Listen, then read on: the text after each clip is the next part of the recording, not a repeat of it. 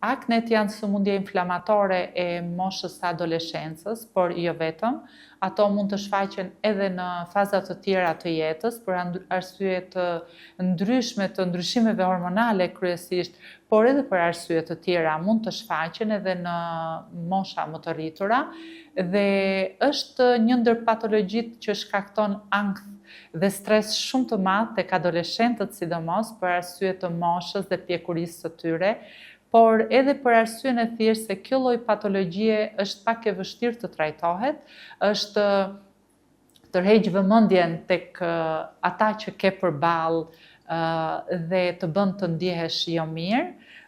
Është një ndër sëmundje që trajtohet shpesh nga dermatologët, por që has vështirësi për arsye sepse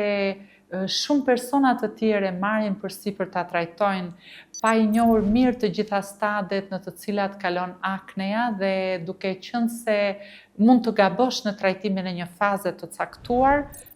dëmton më tej pacientin, dëmton edhe besimin ose vetbesimin e tij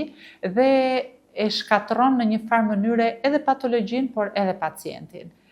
Të gjitha sëmundjet e lëkurës, por jo vetëm sëmundjet e mirëfillta të lëkurës, çdo gjë që ka të bëjë me shfaqjen e elementeve në lëkurë, në fakt ka një lloj prekje edhe të sistemit nervor qendror, dhe gjithmonë është e nevojshme në shumicën më të madhe të rasteve edhe kombinimi ose këshillimi me një psikolog ose psikiatër. Kjo do të rezultonte shumë